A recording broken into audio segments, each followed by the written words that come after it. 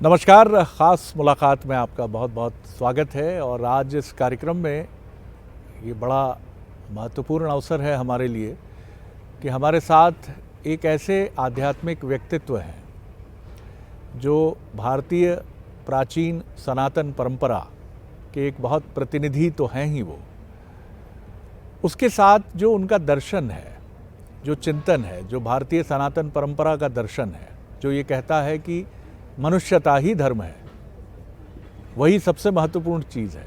धार्येति धर्म, जो धारण किया जा सकता है वही धर्म है।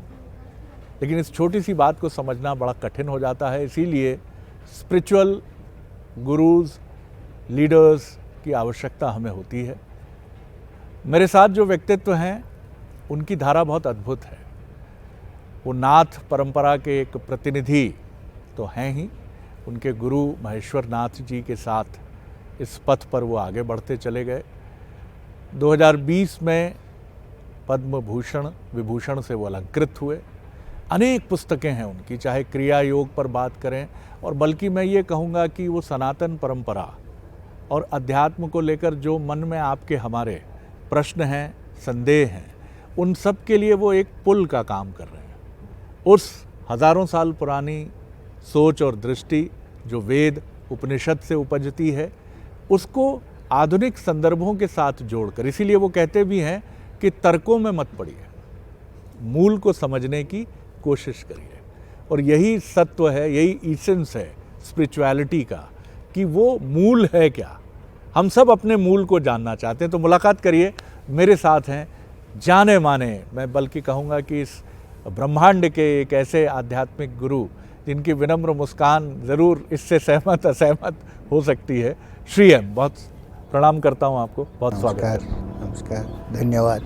सबसे पहले तो मैं थोड़ा सा आपकी जर्नी के बारे में जानना चाहूँगा कि जिस तरह से आप सनातन परंपरा की तरफ आकृष्ट हुए, वो क्षण एक युवा श्री एम जिनके मन में संदेह थे, प्रश्न थे, और फिर गुरु का मिलना बहुत भाग्यशाली होता है। कहा जाता है गुरु शिष्य को ढूंढता है। थोड़ा सा अपनी जर्नी के बारे में बताइए। तो ये हुआ कि आप अगर मेरी आत्मकथा पढ़े होंगे तो आपको पता ही होगा कि मैं केरल में एक मुसलमान परिवार में पैदा हुआ जी। मगर हम लोग घर में उर्दू बोलते हैं क्योंकि नॉर्थ से जाके वहाँ महाराजाओं की सेवा में सेटल हुए थे हमारी फैमिली। तो बचपन में जैसे एक घर में छोटा सा बच्चा होता है जो स्कूल जाता है, खेलता है अपना, ऐसे ही था। जब तक कि एक ही थोड़ा सा मुझे फ़र्क मालूम पड़ता था। अभी मैं सोचता हूँ तो ये फ़र्क है जी, कि बच्चे शाम को कहीं बैठ के खेलते थे तो मैं खेलने के बाद बैठ के ऊपर जब देखता था और मेघ को देख के मुझे लगता था कि ये कोई पर्वत है। अब ये हिमालय है क्या है समझ में नहीं आता था तब, मगर मुझे लगता था ऐसा। तो वो उम्र में, मतलब 8 साल की उम्र में, 8 साढ़े 8 साल की उम्र में, एक दिन बच्चे हमारे घर पे आते थे। हमारा बहुत बड़ा कंपाउंड था। ऐसे तो मेरे पिताजी अमीर थे, वो कंस्ट्रक्शन कंपनी चलाते थे, तो मैं अकेला लड़का हूँ, सबसे बड़ा। तो हम खेल रहे थे, बच्चे सब चले गए खेल के, मैं वहाँ बैठा हुआ था। एक पैरापेट ऐसा है तो उसके ऊपर बैठा हुआ। तो दूर से दिखा कि हमारे कंपाउंड के वो दूर वहाँ एक कटहल का पेड़ था, जैक फ्रूट का। उसके नीचे अचानक मैंने देखा कि कोई अजीब सा आदमी खड़ा हुआ है वहाँ। मतलब वो सर में, मैं जटाधारी को कभी नहीं देखा था। बहुत बड़ा जटाधारी, खाली यहाँ कुछ कपड़ा, खाली नीचे एक सफ़ेद कपड़ा बांध के, धोती जैसा, और हाथ में कमंडलू। तब मुझे समझ में भी नहीं आया कि कमंडलू है ऐसी कोई चीज़, और गले में एक मोटा सा रुद्राक्ष का माला पहन के एक व्यक्ति वहाँ खड़े हुए, और बहुत ऊंचे। वो तो बाद में हमारे गुरु महेश्वरनाथ बाबा जी 6 फुट 2 थे, मगर बचपन में तो लगता है कि बहुत बड़े हैं, 7 फुट 8 फुट का आदमी, और एकदम गोरे थे, एकदम कॉम्प्लेक्शन। तो वहाँ खड़े हुए कोई, और ऐसा हाथ हिला के बुलाया। अब पहला रिएक्शन क्या होता है इस उम्र में, कोई नया आदमी जटाधारी खड़ा है और बुला रहा है तो भागने का। मुझे भागने की सोच ही नहीं आई। मैंने कहा जाके देखते क्या है, क्यों बुला रहे। तो मैं पास गया तो पहला प्रश्न उन्होंने मुझे पूछा कि कुछ याद आया। मैंने कहा कुछ याद नहीं आया, मुझे क्या याद। मैं बोला मुझे नहीं, समझ में नहीं आया। ठीक है, तो सर पे हाथ रखा, हाथ रख के उन्होंने कहा जब समय होगा तुझे सब याद आ जाएगा, समझ में आ जाएगा, ऐसा उन्होंने। फिर बोला सब वापस जाओ, घर जाओ। तो जब बोले कि तुम वापस जाओ, मैं वहाँ रुक ही नहीं सका। ऐसा कि कोई किसी ने मुझे फिरा के घर वापस, ऐसा लगा। तो मैं चल के घर गया, पीछे से दरवाजे से अंदर गया। किचन में माँ कुछ बना रही थी, अभी भी याद है मुझे, कुछ आलू का स्मेल आ रहा था। तो मैं सोचा कि माँ को बता देंगे क्या हो रहा है। जब भी मैं किसी को इसके बारे में बताने की कोशिश की, मेरी ज़ुबान बंद हो जाती थी। ये मेरा पहला अनुभव है। तो ठीक है, फिर मैंने देखा वहाँ तो कोई है नहीं। मैं तो ऐसे कोई सुपरस्टिशन में विश्वास करने वाला आदमी, मैंने कहा छोटा कंपाउंड वॉल था, कोई चला गया वहाँ से कूद के, ऐसा ही सोचा मैंने। मुझे क्या पता था क्या है, कौन है। उस दिन से आप ये जो प्रश्न पूछे, उसकी शुरुआत जैसा कि आध्यात्मिक यात्रा वहाँ से शुरू हुई। क्योंकि वो दिन से रात को जब मैं सोने गया, तो बराबर 12, साढ़े 12, 1 बजे मुझे लगता था कि कोई मुझे होशियार कर रहे हैं, उठा रहे हैं। कोई नहीं वहाँ। तो पहले दिन मैं बैठ गया ऐसे, फिर माँ पूछ रही क्या हो रहा है, इसलिए दूसरे दिन से मैं बैठता नहीं था, ऐसे ही लेटा हुआ था। और यहाँ जहाँ नाभि है, जिसको हम अभी बाद में समझ में आया कि मणिपुर चक्र यहाँ है, तो वहाँ पर कोई जैसा कि दीपावली में है ना वो चक्रा जैसा फिर, ऐसा कुछ यहाँ फिरने लगा। मगर गर्मी नहीं, ठंडी, एकदम ठंडा। वो उससे आनंद की लहरी ऐसा सारे शरीर में फैलने लगी। ये मेरा पहला ध्यान था। ना ध्यान सीखा, 8 साल 9 साल में कौन सिखाए। तो मैं हाथ को ऐसा बांध के 2 घंटे, 3 घंटे, 4 घंटे, जब भी नींद होशियार होती तब तक उसको आनंद उसका पाता, तो उसको लेकर ये बहुत साल चला। कॉलेज में गया, स्कूल में गया, सब किया। और स्कूल कॉलेज में मुझे पास तो हो जाता था, मगर मेरा ध्यान दूसरे धार्मिक किताबों में चला गया। मेरे पास लाइब्रेरी थी, मैं कभी कभी क्लास कट करके लाइब्रेरी जा, अच्छा एग्जाम्पल नहीं है बच्चों के लिए, मगर जाता वहाँ एक ऐसे लाइब्रेरियन थे, उन्होंने बोला अच्छा ये स्वामी विवेकानंद के कंप्लीट वर्क, इसको पढ़ो। मैं इंग्लिश मीडियम में पढ़ा स्कूल में, तो इसलिए इतना आसान नहीं था, फिर भी पढ़ सकते थे। वो जब तक 19 साल की उम्र हुई कि मैं कॉलेज, डिग्री कॉलेज कर रहा था, उस समय तक बहुत कुछ पढ़ लिया मैंने। और कभी कभी ऐसा होता था कि जो पढ़ना चाहिए वो सामने हो, टेबल के ऊपर आ जाती, मतलब जैसा कि किसी ने पढ़ के रख के चला गया, अरे यही तो मुझे पढ़ना था। तो ऐसा हुआ। और बस ये आपने प्रश्न पूछा, उसका उत्तर, शुरुआत ऐसे ही हुई। फिर गुरु महेश्वर नाथ जी का कब आगमन हुआ जीवन में? वो समय कब आया? कॉलेज के पहले, बीच में या बाद में? नहीं, ये पहले, ये जो 9 साल में, ये 8 साढ़े 8 साल में जो हुआ था, वो महेश्वर नाथ ही थे, मुझे पता नहीं था। उसके बाद 19 साल हुए। वहाँ आस पास में जो भी साधु, एक स्वामी अभेदानंद थे। मुझे ऐसे इस्लामिक मिस्टिसिज्म में ज़्यादा इंटरेस्ट नहीं हुआ, अलग पहले जन्म की बात है, ऐसा होता है। तो थे हमारे कुरान सिखाने को आते थे, वो कुरान से ज़्यादा उन्होंने कुछ सूफ़ी के बारे में बताना शुरू किया। मुझे 19 साल की उम्र में लगा, और भी बहुत सारे महान थे वहाँ। एक स्वामी जी थे, रामकृष्णा मिशन के तपस्यानंद जी वहाँ थे, प्रेसिडेंट थे तब मठ के। बहुत लोगों को मिला, सबसे चर्चा हुई, सबका ब्लेसिंग, आशीर्वाद हमारे ऊपर था। नहीं तो ये नहीं हो सकता, आशीर्वाद ज़रूरी है। तो 19 साल में मुझे लगा कि मैं कोई पिंजरे में बंद हूँ। जैसा कि चिड़िया पिंजरे में बैठती है और सोचती है कैसे उड़े यहाँ से, तो ये सोचा है। तो सोने का पिंजरा था, मगर पिंजरा सोने का हो लकड़ी का हो एक ही चीज़ एक ही चीज़। बंद। बिल्कुल ठीक। उसको छोड़ के बाहर जाने का क्या रास्ता है ढूंढ रहा था। मुझे लगा कि हिमालय में चले जाना चाहिए, वहाँ कोई है गुरु योगी लोग रहेंगे, ऐसा मुझे ना। कब की बात है, किस सन की? 19 साल की उम्र, मैंने डिग्री का एग्ज़ाम दिया और रिजल्ट भी नहीं आया था। तो ये अर्ली 70s की बात है। नहीं 60s की बात, 60s की बात। तो लेट 60s की बात है, 69 68 ऐसा। गूगल मैप नहीं है, कंप्यूटर कुछ नहीं है तब, सेल फोन नहीं है। खाली रेलवे की गाइड्स को देख देख के मैंने, गाइड बुक्स, मुझे लगा कि कैसे जाना है, रूट ऋषिकेश कैसे पहुँचे, कहाँ। पैसा तो था मेरे पास, ऐसा तो उसकी कमी नहीं थी एक्चुअली। तो मैं ट्रेन में इसमें उसमें बैठ के बस में आकर 1 महीने में इधर उधर रुक के गया, 2 दिन इधर 2 दिन उधर, जहाँ मंदिर है वहाँ रुके। ऋषिकेश पहुँचा, हरिद्वार पहुँचा। हरिद्वार में मुझे लगा कि हाथ में थोड़ा पैसा तुम्हारे जो है, इससे तुम्हें लगता है कि मैं जी सकता हूँ। अगर भगवान की खोज में है तो भगवान बचाएगा। तो मेरे हाथ में जो पैसा था उसको मैंने वो साधु जो बैठे हुए थे उनको दे दिया। और मैं बहुत सारे लोगों को मिला, सन्यासी साधु, मुझे वो ठीक से सेट नहीं हुआ। मुझे नहीं लगा कि नहीं ये नहीं। तो पहले मैं जो आपको कह रहा था ना, नहीं थी ऐसा ही हो गया, ये नहीं ये नहीं। तो ये थोड़े दिन चिदानंद स्वामी तब शिवानंद आश्रम में थे, डिवाइन लाइफ सोसाइटी में। जी। अच्छे साधु थे, वहाँ रहा 1-2 महीने।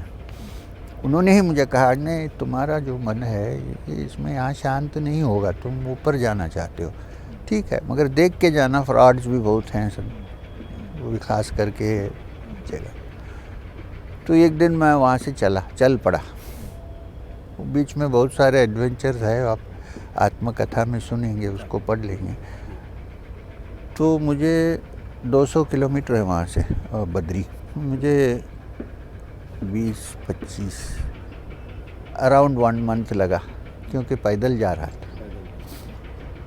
वहाँ पहुँचा, थोड़ी ठंडी भी शुरू हो गई उस समय। मैंने कहा यहाँ तो बहुत ठंडी लग रही है, दक्षिण से गया हूँ तो क्या करें। तो रावल जी बद्रीनाथ के केरल से होते हैं, नंबूदरी ब्राह्मण। मैं बोला कि उनसे बात करें, क्या करें। तो वहाँ सीधा गया, वहाँ शाम का समय था।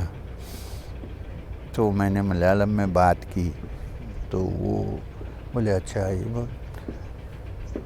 तो बोले क्या चाहिए तुमको। मैंने साफ साफ बता दी मैं कौन हूँ, क्या है सब। बोला कोई प्रॉब्लम नहीं, आप ऐसा कीजिए, मैं एक कुटीर तुमको देता हूँ पास में ही, उस तरफ अलकनंदा के, भोजन के लिए यहाँ आना। मगर मेरा एक एडवाइस है, यहाँ समय मत वेस्ट करना, क्योंकि यहाँ कोई है नहीं। वो मुझे बोले कि यहाँ कोई योगी वोगी कोई नहीं है, तुम एजुकेटेड आदमी हो, समय क्यों वेस्ट कर रहे हो यहाँ। मुझे लगा कि ये क्या हो गया, ये रावल जी ऐसा कह रहे हैं तो क्या मतलब इसमें। हाँ, तो पीछे तो अपने पुल को जला दी और वापस भी नहीं जा सकते। यहाँ तो मैं चिंता में हो गया, बहुत सारी चिंता। तो शाम का समय था, मैं सोचा ऊपर जाके देखेंगे आगे, वहाँ कोई है, नहीं मिले तो नीचे आके अलकनंदा में शरीर छोड़ देंगे। मुझे ऐसा ही लगा, क्योंकि मुझे लगा कि हो सकता है कि इस शरीर में नहीं होगा ये। तो मैं गया वहाँ, माना आखिरी विलेज है बद्री में, हमारा इंडिया का, भारत का आखिरी विलेज है। वहाँ से आगे बढ़ा, व्यास गुफा वगैरह गया, फिर उससे आगे गया, 2-3 कुटीर वुटीर दिखा मुझे, गुफा दिखा, मगर वहाँ कोई है नहीं। तो शाम के वक्त में वापस आया, और अलकनंदा बड़े ज़ोर से आती है वहाँ से। तो मैं उसको देखता रहा कि इसमें अगर हम उतर जाए, जल समाधि करते, तो जल्दी मर जाएंगे कि समय लगेगा, ये सोचा। फिर मैंने वो व्यास गुफा की तरफ देखा, तो वहाँ धुनी कुछ जल रही है। मैंने कहा अरे मैं जब गया था नहीं थी धुनी, तो इसका मतलब कोई है अंदर। तो फिर वापस एक बार देख लेते हैं। तो फिर मैं वहाँ जाके देखा धुनी जल रही है, मैं अंदर गया। अंदर गया तो एक साधु उठ के खड़े हुए, वो साधु, इनको मैं शक्ल देखा तो मुझे मालूम पड़ गया कि वही थे जो 9 साल की उम्र में मैंने देखा था। हाँ। वो भी उठ के पहला शब्द उनका ये था, अच्छा घूम फिर के फिर हमारे पास पहुंच गया, ऐसा होना। तो मैंने कहा बाबा जी मैं तो अभी आपको नहीं छोड़ूंगा, मैं तो सारी ज़िंदगी आपके साथ ही गुजारूंगा, आपके पैरों पर मरूंगा, नहीं जाऊँ।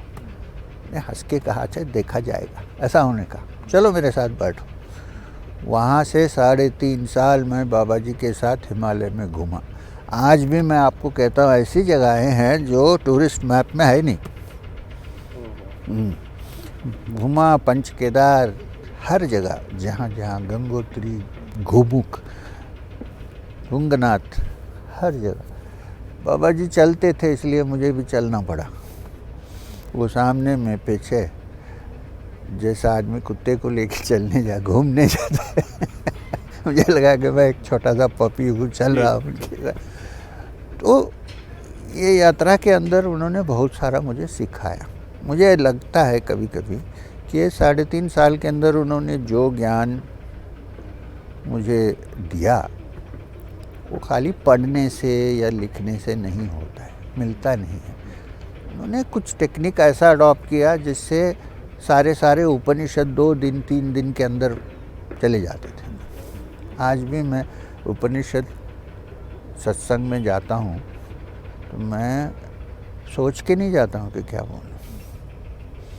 वो एक छोटा सा एक विंडो है, डोर है, द्वार है, उसको खोल देता हूँ, बस चला।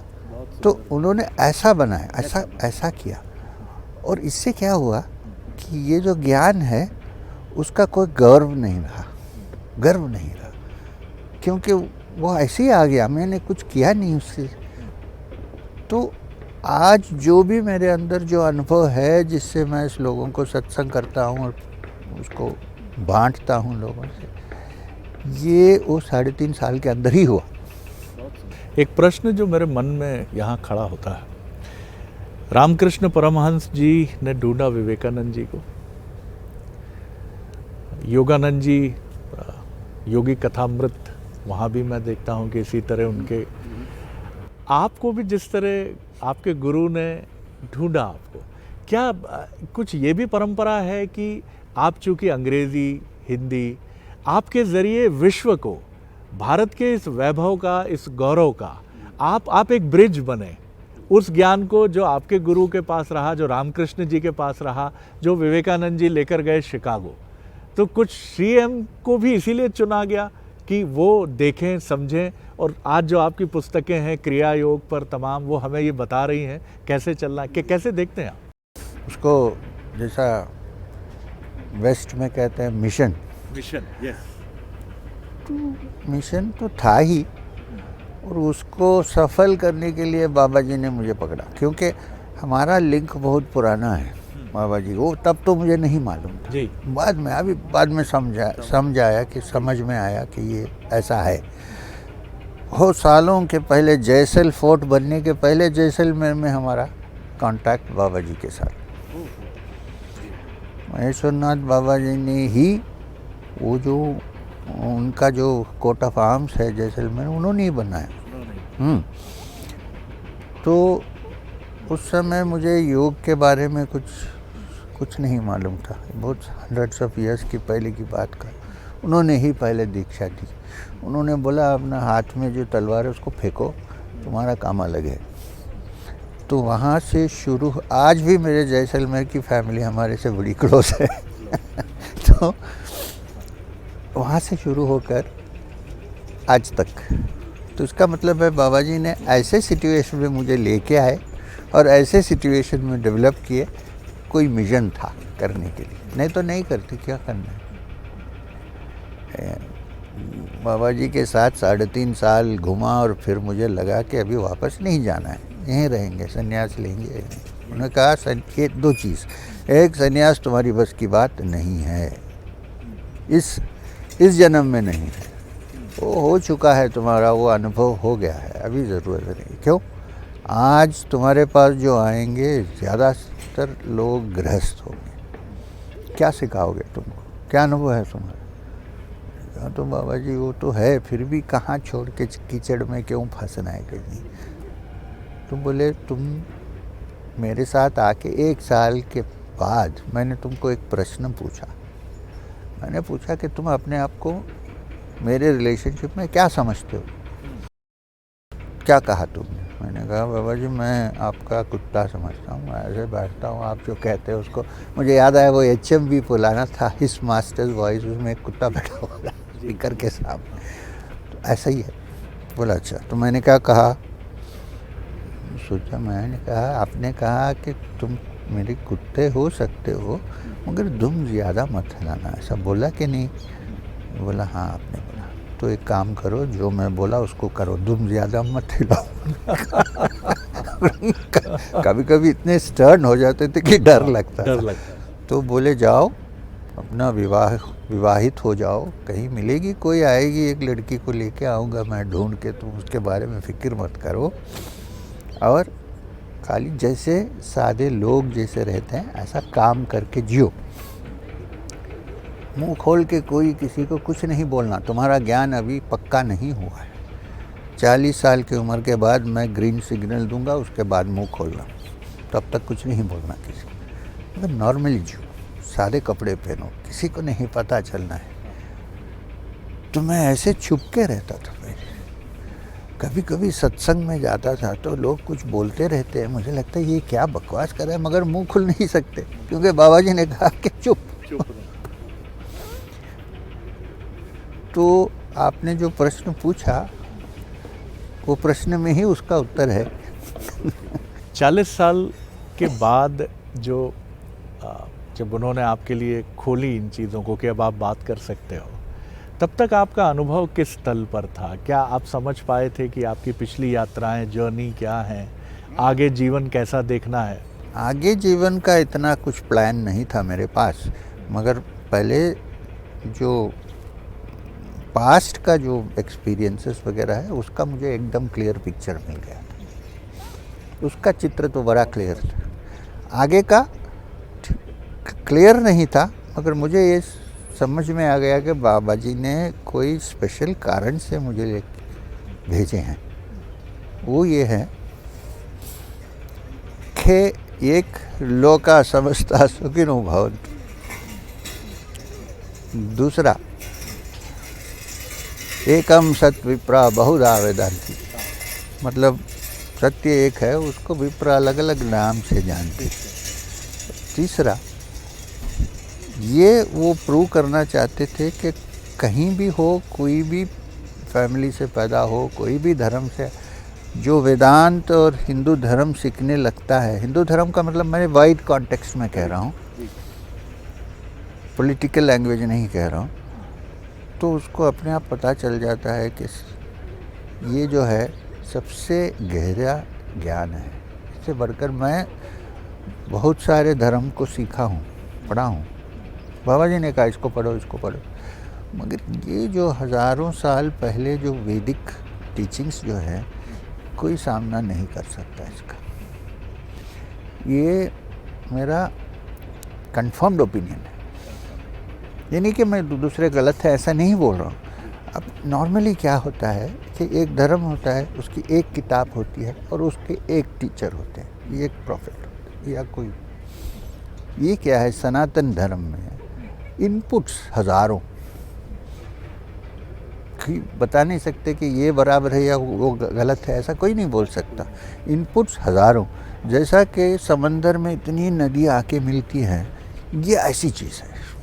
क्या आप इसकी ताकत सनातन धर्म की क्या देखते हैं? हमारे यहाँ ईश निंदा भी परमिशेबल है। हम ईश्वर को कठोपनिषद में यम नचिकेता संवाद, बहुत सुंदर कन्वर्सेशन है। हम ईश्वर को प्रश्नांकित भी कर सकते हैं कि आप हैं कि नहीं। फिर शंकर यही कहते हैं, शंकराचार्य, कि मैं ही ईश्वर, मैं ही, मेरे भीतर ही है, मैं ही जीवात्मा हूँ, मेरे भीतर ही सब कुछ है। क्या ताकत देखते हैं आप, जिसको हम एब्सोल्यूट ट्रुथ बोलते हैं, परम सत्य? देखिए, ये एक चीज़ ऐसा है कि इसमें डायलॉग एनकरेज करते हैं, डिस्करेज नहीं करते। वाह वाह, बहुत सुंदर बात कही आपने, बहुत सुंदर बात। संवाद एनकरेज करते हैं। अब भगवत गीता देखिए, संवाद है, ऐसा है कि भगवान कृष्ण ही ज़्यादा बोलते हैं और अर्जुन बहुत कम बोलते हैं, वो क्योंकि उनको पता नहीं इसलिए नहीं बोलते हैं। नहीं बोलते हैं, हाँ हाँ, जी। समझ के नहीं जी बोलते। जी जी। मगर संवाद है। अब उपनिषद देखिए संवाद है, और इसमें क्या है कि ये यात्रा शुरू करने में विश्वास की भी ज़रूरत नहीं है, खाली एक विश्वास रहना चाहिए कि कुछ है, मैं उसको ढूंढ रहा हूँ, बस इतना ही चाहिए। बाकी डायलॉग से, संवाद से, और जो आपके गुरु या उपाध्याय है उनके ब्लेसिंग से, ये दोनों चीज़ मिलके ये होता है। तो संवाद की ज़रूरत है, संवाद प्राइमरी है। भगवद गीता की जो है देखिए 18 अध्याय में, हर अध्याय के आखिर एक लिखा जाता है, इति श्रीमद् भगवद गीता। ये भगवद गीता है तो जी जी। उपनिषद, ये उपनिषद का एसेंस है। उपनिषद हमारे सनातन धर्म में सबसे क्रीम ऑफ द फिलॉसफी उपनिषद है। उपनिषद क्या सिखाते? ब्रह्म विद्यायाम, ब्रह्म विद्या। उसके बाद क्या है? योग शास्त्र, मतलब उसका प्रैक्टिकल क्या है, वो योग शास्त्र। श्री कृष्ण अर्जुन संवाद, ये जो गीता में लिखा गया है, ये सनातन धर्म में ऑल परवेडिंग है। हर, अब ये भक्त जो है वो भी भक्ति से पहुंच सकता है, ज्ञानी भी पहुंच सकता है, योगी भी पहुंच सकता है जी। और जो निरीश्वरवादी है वो भी धीरे धीरे इसको ओपन माइंड से समझेगा तो उसको भी समझ में आ जाएगा कि ईश्वर जो हम सोच रहे हैं ऐसा नहीं है। हम डेफिनेशन को नेगेट कर रहे हैं, मगर उसका कोई डेफिनेशन नहीं है। एक बड़ी महत्वपूर्ण बात आपने बीच में कही कि योग से हम जब हम अनौपचारिक कन्वर्सेशन कर रहे थे तो आपने कहा कि स्वयं को जानने के लिए या परम ब्रह्म को जानने के लिए योग एक बहुत इम्पॉर्टेंट टूल है।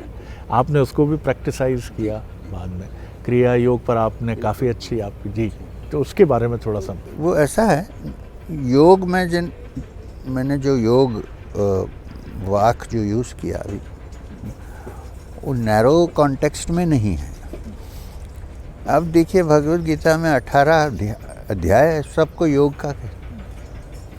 अर्जुन विषाद योग, सांख्य योग, कर्म योग। तो इसका मतलब है कि योग खाली जो आसन कर रहे हैं उनका नहीं है योग जी। वो एक तरीके का योग, एक तरीके का योग, अलग अलग होते हैं योग। योग का मतलब है कि चित्त को शांत करके उस शांति से ही मन खुल सकता है, रनवे है, वो तो नेसेसिटी है। अगर कोई भक्ति है, जिसको जो भक्त महाभक्त होता है, तो उसको कोई ज़रूरत नहीं है कुछ योग की, क्योंकि उसका शरीर मन सब ऐसा ही योगी जैसा ही है। और हर आदमी ऐसा नहीं है, तो उनके लिए योग बड़ा यूज़फुल चीज़ है। और हमारा जो परंपरा है वो क्रिया योग है। क्रिया योग में क्या होता है, ये हम समझते हैं कि जो भी मन की शांति नहीं मिलती है और चित्त वृत्ति नहीं निरोध होती है, इसका कारण क्या है कि इडा पिंगला में जो प्राण है वो बैलेंस नहीं होता है। तो योग प्राइमरी क्रिया योग में, प्रैक्टिस में, अभ्यास में सबसे इम्पॉर्टेंट चीज़ है कि ईदा और पिंगला को बैलेंस करें। अगर वो बैलेंस हो जाए तो फिर प्राण सुषुम्ना नाड़ी से चलने लगता है।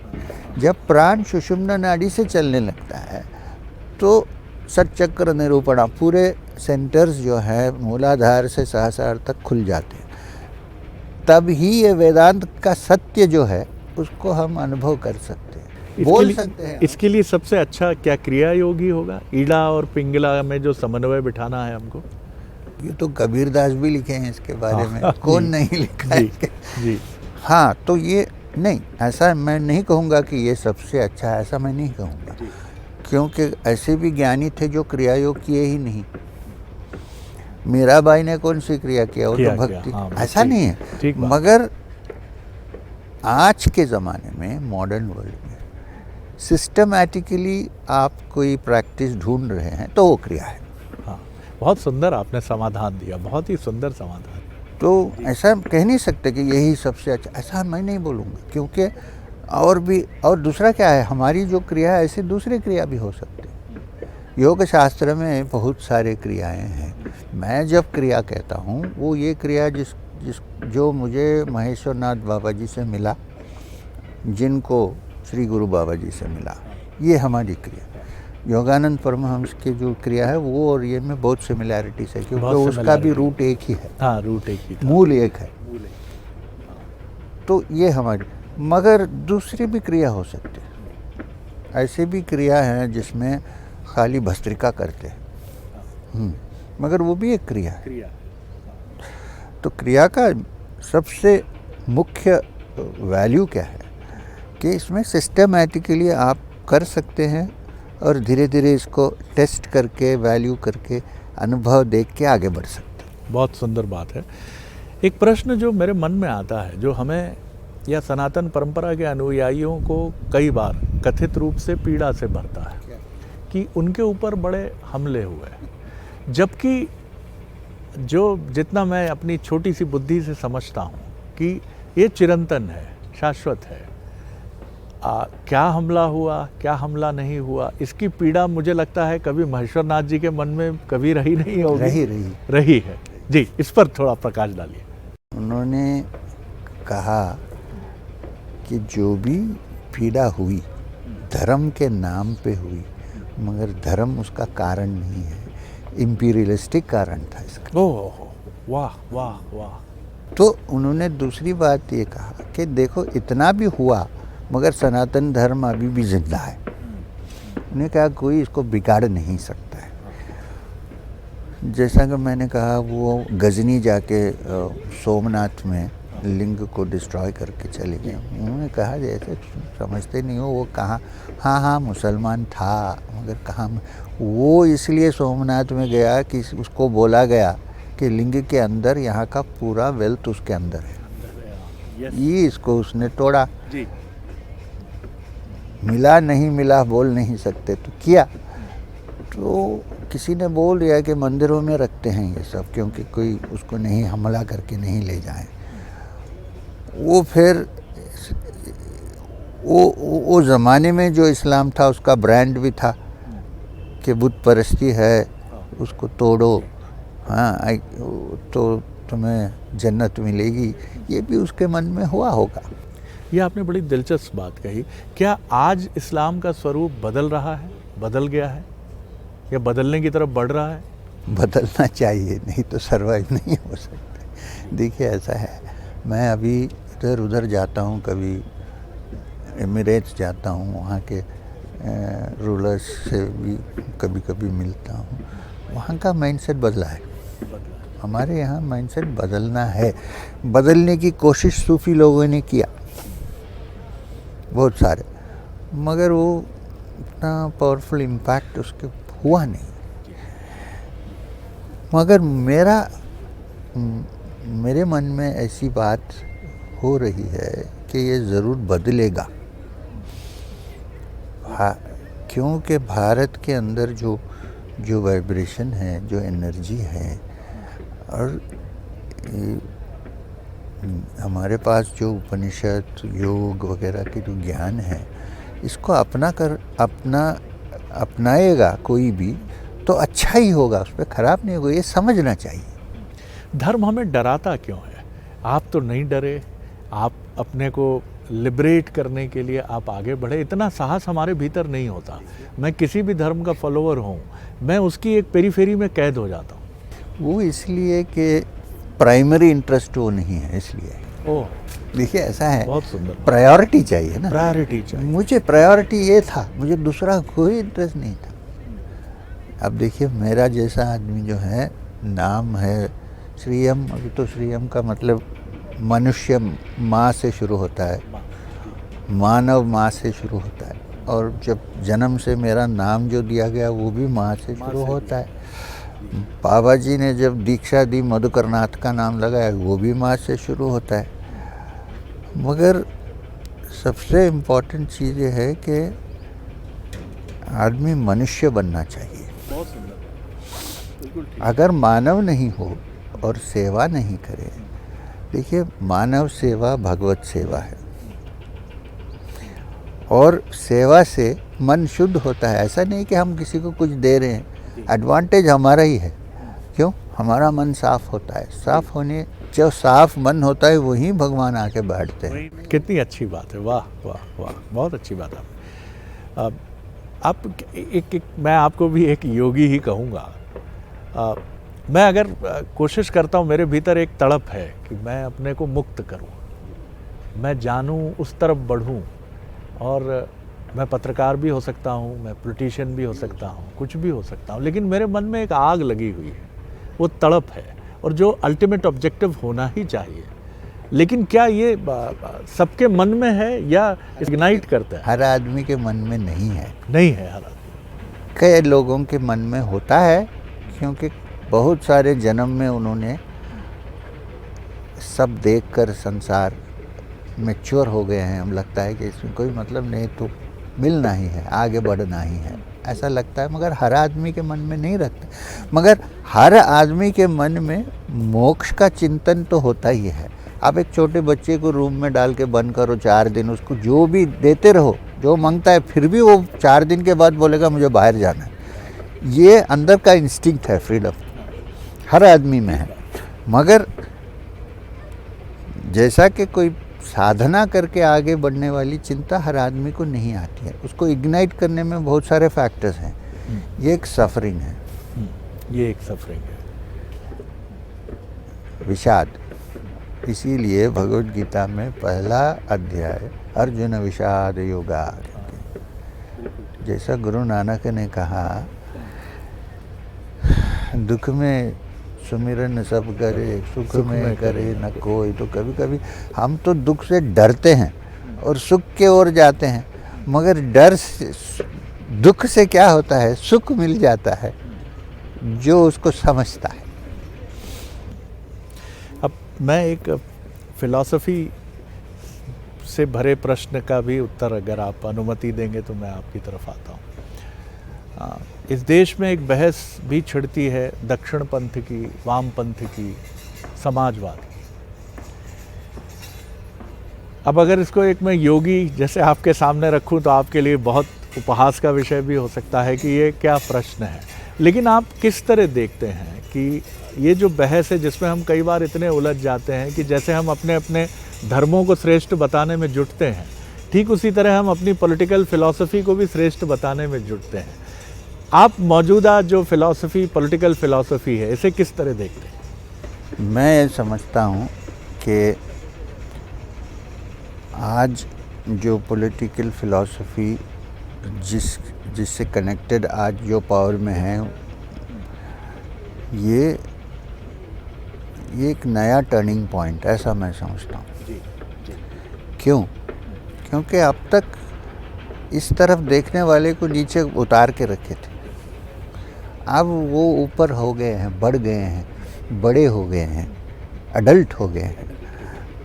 तो जब ये जो ग्रोथ है ना, उसमें कभी कभी होता है कि कभी प्रॉब्लम्स होते हैं, मगर ग्रोथ बड़ी ज़रूरत है। ये ग्रोथ ना हो तो हम फिर वापस उस स्टेटस पे चले जाएंगे जहाँ हम सबसे डरते हैं, कुछ नहीं कर सकते। ऐसा नहीं हो सकता। भारत को आगे बढ़ने का ये एक अवसर है, और वो अवसर के लिए कोई लोग बिठाए गए हैं इधर उधर, बस इतना ही समझना। ये महत्वपूर्ण बात है, ये महत्वपूर्ण बात किसी का ना कैपेसिटी कह सकते हैं, ना कुछ कह सकते। ये बराबर जगह में किसी को बिठाया गया है, क्योंकि ये एक अवसर है उसको ठीक करने के लिए। तो देखिए, और आप दूसरे, इसके पहले एक प्रश्न आपने पूछा कि हमें मोक्ष, वाम मार्ग के बारे जी, में, वाम मार्ग के बारे में। जी, अब ये जो है, ये वामचार और समय मार्ग जिसको कहते हैं, ये दोनों दो साइड है कॉइन के। ये तंत्र की बात है, आपने जो कहा ये तंत्र शास्त्र। अब तंत्र में ये एक बहुत बड़ा एक मैसेज है, वो ये है, योगो भोगयते, भोग से योगा, भोगो योगयते, भोग से योगा। तब हर आदमी समय मार्ग नहीं प्रैक्टिस कर सकता है, अभ्यास नहीं कर सकता है, क्योंकि मन बड़ा शुद्ध होना चाहिए उसके लिए। तब तक क्या करेंगे? तो ये वामचार उनके लिए है। वहाँ ये जो तंत्र है उसमें अलग अलग कैटेगरी में देखते हैं लोगों को। जो पशु सिस्टम में अभी भी है उनके लिए वामचार ही अच्छा है, क्योंकि वो अनुभव करके फिर मालूम पड़ेगा इसमें कुछ नहीं है, फिर आगे बढ़ेंगे।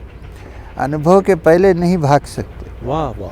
अब योगी जो है उनको ये छोड़ दिया है, इनको इसमें कोई शौक नहीं है। जिसको शौक है वो अगर उसको थोड़ा सा रिलीजियसली बेंड कर दें तो धीरे धीरे छूट जाएगा और वहाँ पहुँच जाएंगे। तो उनके लिए वहाँ मार्ग, जैसा कि कश्मीर में उसको कौलाचार भी कहते हैं।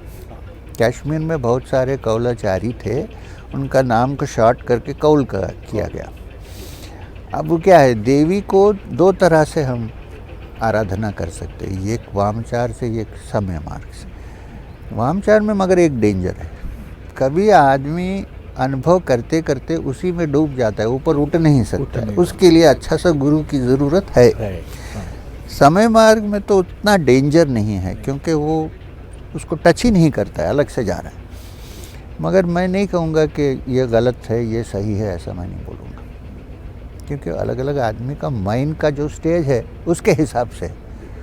कंक्लूड करूँगा इस सवाल के साथ, क्या हम ठीक रास्ते पर हैं? भारत आपको जिस तरह दिख रहा है जाता हुआ, क्या हम उन तमाम वैश्विक चुनौतियों से जूझते हुए एक आध्यात्मिक मार्ग ढूंढने के मुहाने पर थोड़ा बहुत खड़े हुए हैं जाके, जहाँ से एक गेटवे हमको मिलेगा? देखिए, मुझे लगता है कि अब जो सिचुएशन है इससे अच्छा सिचुएशन पहले नहीं मिला है हमको। पॉलिटिक्स की बात नहीं कह रहा हूँ, मगर जो भी आज सत्य ढूंढना चाहता है, धर्म के बारे में सीखना चाहता है, वो डर के बगैर कर सकता है, क्योंकि प्रोटेक्टेड है। और जो भी शासन में बैठे हुए हैं उनकी भी एक एटलीस्ट थोड़ा परसेंटेज आध्यात्मिक कैपेसिटीज़ हैं, नहीं तो हो नहीं सकते, यहाँ नहीं आ सकते। तो मेरे हिसाब से आज जो भी चल रहा है भारत के विकास के लिए अच्छा सिचुएशन है, ये मेरा सेटल्ड ओपिनियन है। वो तो है। आपकी नई पुस्तक का भी हमें इंतज़ार रहेगा, जो पेंगुइन से है और जो उपनिषद और जे कृष्णमूर्ति से भी जुड़ती है। तो ये कब तक? अभी क्या हो गया है कि बहुत सारी यात्रा इधर उधर, कोविड में मैं कहीं नहीं गया, ऑनलाइन प्रोग्राम्स करता रहा। अभी फिर वापस यात्रा करना शुरू कर दिया हूँ। तो समय की बात है, मगर हो सकता है 1 साल के अंदर इसको अगर कंप्लीट कर पाऊँ तो अच्छा है। मुझे लगा कि बड़ी ज़रूरी है, क्योंकि कृष्णमूर्ति भी कोई ऋषि जैसे हैं। हाँ, तो जहाँ शंकराचार्य ने कहा कि नेति नेति, इन्होंने कहा कि freedom from the known. Freedom from the known, बहुत सुंदर बात है, बहुत अच्छी बात है। और आपसे बात करके एक अद्भुत आनंद से हम गुजरे, और मुझे ऐसा लगा कि मैं भारतीय प्राचीन परंपरा के किसी मनीषी से मिल रहा हूँ, जहाँ निषेध नहीं है। देखिए, मनुष्य को सबसे ज़्यादा आकर्षित कोई चीज़ करती है तो वो करती है कि जहाँ ना शब्द नहीं है, निषेध नहीं है, सहज भाव से एक किसी शिशु की तरह मुस्कान है। मैं बात करूँ श्री एम की तो, और हर प्रश्न के लिए वो तैयार है, और उसके बाद भी कहते हैं कि मैं ये नहीं कहूँगा कि ये सत्य है, मैं ये नहीं कह रहा हूँ, मैं स्थापना इसकी नहीं कर रहा हूँ। ये वो ऋषि तत्व है, ये वो सनातन परंपरा का तत्व है जो हमारी परंपरा से उद्घाटित होता हुआ है। बहुत सुंदर बात वो करते हैं, वो हमें बताते हैं कि एक योग्य समर्थ गुरु का साथ होना बहुत आवश्यक है, जैसा उनको स्वतः मिला उनकी पिछली जर्नी की वजह से। और जो कुछ भी उनके जीवन में उन्होंने आत्मसात किया वो गुरु के कहने पर, उनके निर्देशों से, और आगे बढ़े। गुरु अपने समर्थ शिष्य को चुनता है और कहता है कि जो कुछ तुमने मुझसे समझा है उसको आधुनिक पद्धतियों का उपयोग करके जगत तक पहुंचाओ, जिस भाषा में ये जगत समझता है, और जो सबसे महत्वपूर्ण भाषाएं होती हैं। जैसे आज हम भारत की बात करें तो हिंदी और अंग्रेज़ी, इन दोनों भाषाओं में हम आपके साहित्य को सुनते हैं, समझते हैं। केरल से आने के बाद भी कितनी स्फटिक की तरह शुद्ध हिंदी है, आनंद आ जाता है सुनकर। वो कहते हैं सब एक टर्निंग पॉइंट पर खड़ा है, एक ऐसे मुहाने पर खड़ा है जिसके लिए भारत को चुना गया है, और ये सब कुछ बदलने की स्थिति के मुहाने पर खड़ा है। कुछ स्पिरिचुअल लोग निश्चित तौर पर इसके लिए चुने गए होंगे। बहुत महत्वपूर्ण सूत्र है, समझने की आवश्यकता है। वो ये कहते हैं कि योग जीवन बदलता है। इड़ा और पिंगला, इन दोनों नाड़ियों का समन्वय जीवन में एक संतुलन पैदा करता है, और ये संतुलन आपको स्वयं को ढूंढने में या ब्रह्म तत्व को ढूंढने में आपकी मदद करता है। उनका साहित्य आप जब भी पढ़ते हैं या उनके इंटरव्यू आप जब भी सुनते हैं तो आपको ऐसा लगता है कि ये कोई झरना बह रहा है जंगल से, किसी बहुत सुमधुर ध्वनि है। झरना हमें डिस्टर्ब नहीं करता है, समुद्र की लहरों की तरह। झरना किसी संगीत की तरह प्रतीत होता है, और श्री एम को सुनना भी उसी संगीत की ध्वनि से रूबरू होने की तरह है, जो हमारे मन में चली जाती है, बह रही। कोई खंडन मंडन नहीं है, कोई विरोध नहीं है, कोई समर्थन नहीं है। वो यही कहते हैं कि आप समझिए चीज़ों को, उनको अपने जीवन में आत्मसात करिए, और असली धर्म तर्क नहीं है, वो है मानव सेवा। मूल यही है, चाहे कोई भी रिलीजन हो। और बहुत महत्वपूर्ण बात वो कहते हैं कुछ और परिप्रेक्ष्य में, सनातन परंपरा के अलावा, कि बहुत कुछ बदलेगा आने वाले समय में, इंतज़ार करना होगा। मैं बहुत धन्यवाद करता हूँ आपको, बहुत अच्छा लगा, हमें भी बड़ी खुशी हुई जी। ख़ास मुलाकात में इतना ही। अगली बार एक और ख़ास शख्सियत को लेकर आपसे मिलेंगे। अनुमति दीजिए, नमस्कार।